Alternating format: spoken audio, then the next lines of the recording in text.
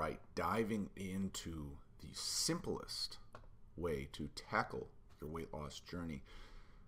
Now, let me be clear, there is a difference between the words simple and easy. Okay? This is not easy, right? We know the statistics on the country. We know where we stand as a population. And if it were easy, the stats wouldn't be what the stats are. But my goal today, and my goal every day as a registered dietitian and trainer, is to simplify things to meet people where they're at and build from there. Now, this isn't the super fast, quick, and sexy method, but if you stick to it, the goal is to make it a new lifestyle, right? So ultimately, the long-term plan is what works best. I feel that where most people go wrong when it comes to weight loss, and when I say weight loss, I want to be clear that we're always talking about fat loss, because we never want to lose muscle mass. We never want to lose bone mass. We're talking about body fat. Okay? So weight loss, fat loss, interchangeably from here on out. People try to change everything at once, and I get it. They're inspired. They read a book. They see a video. They follow a page, and they're like, I'm going to do it all. I'm going to work out 7 days a week. I'm going to eat nothing but lean proteins and vegetables. They try to do it all at once. They have this all or nothing mentality. And then something happens, and that something is called normal life, right? And as soon as they can't do it all, I'll start fresh on Monday. I'm going to restart. Okay? So that's not the way to go about it. I'm all for shooting for the stars. I'm all for going full in on things, but that's not the way to do it. What I recommend is we address what we call the lowest hanging fruit. What's the thing that's going to make the biggest change for your buck? Because we want to get off to a good start, because let's be honest, results drive motivation. Winning early on definitely matters. And this is a challenge for me, as with everyone else in my industry that I talk with, is you've got to get people to buy in early on, right? If we're talking from a business standpoint.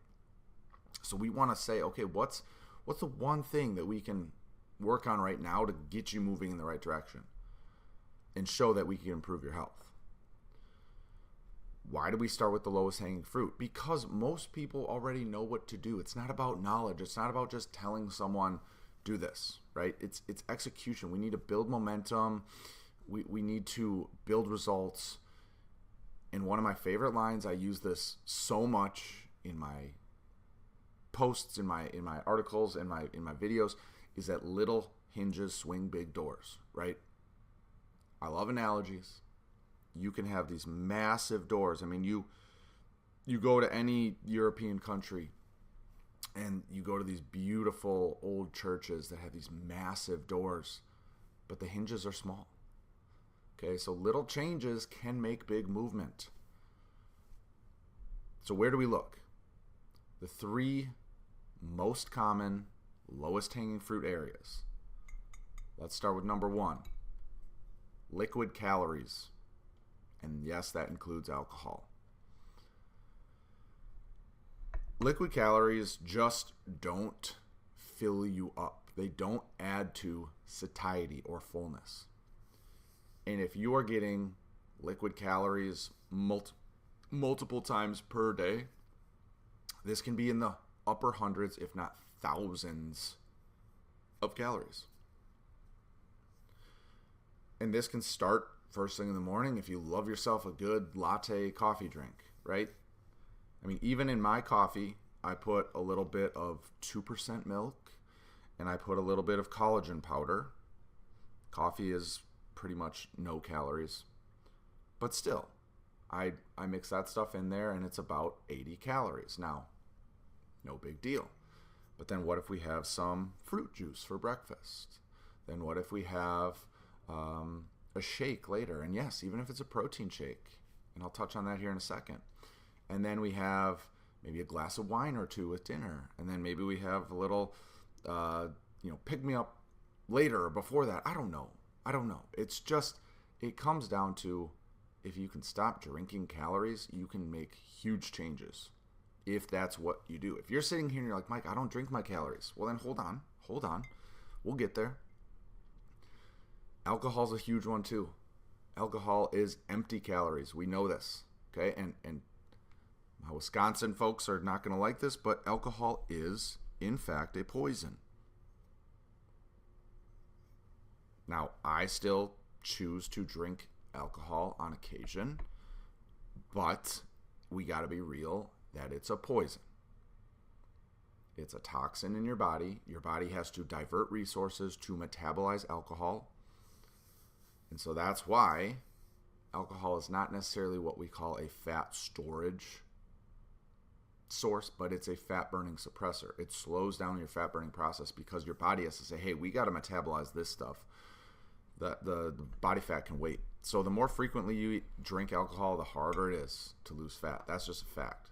So if you can cut out liquid calories, especially alcohol, you're going to start seeing some big moves on the scale. If that's something you're getting in frequently. And when I say frequently, we're talking daily, and then especially on weekends. If you're constantly drinking every weekend, maybe it's time to make a change.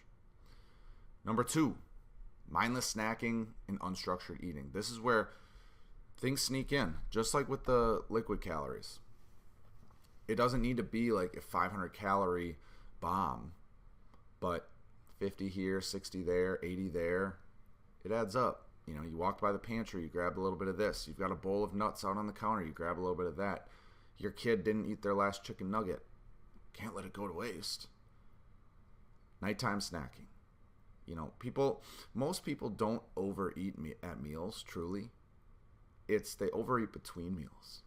Because the stuff, especially late night, nobody's snacking on boiled chicken and steamed broccoli at 8 p.m.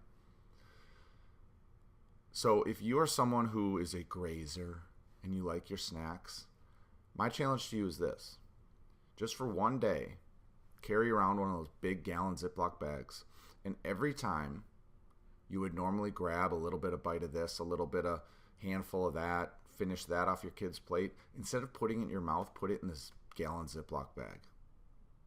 And yeah, it's going to look kind of gross by the end of the day because you're going to have a weird mix of food in there. But then just look at the volume. And I've done rough calorie calculations on how quickly this stuff can add up. And again, we're talking in the thousands of calories. And this is often why studies have shown people underreport or underestimate their calorie intake by upwards of 50%. Because again, you don't think about just this bite here, no big deal. That one bite is not going to lead to someone becoming obese, and it's not. But you do that one bite 10 times per day, every day, now it's a different story. So, keep that in mind. The last one, protein intake is too low. And this is more from the standpoint of when we don't have enough protein in our diet, or if we're not getting protein consistently, so protein at every meal is always a good goal, leads to higher hunger, more cravings, potential for muscle loss, and slower fat loss. So just focus on protein at every meal. Don't get wrapped up in the numbers.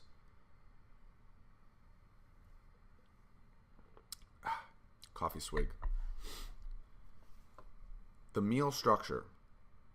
I talk about this a lot. We call it complementary eating. Do you have protein? Do you have a fibrous carb, aka vegetables or fruit? Do you have a starchy carb?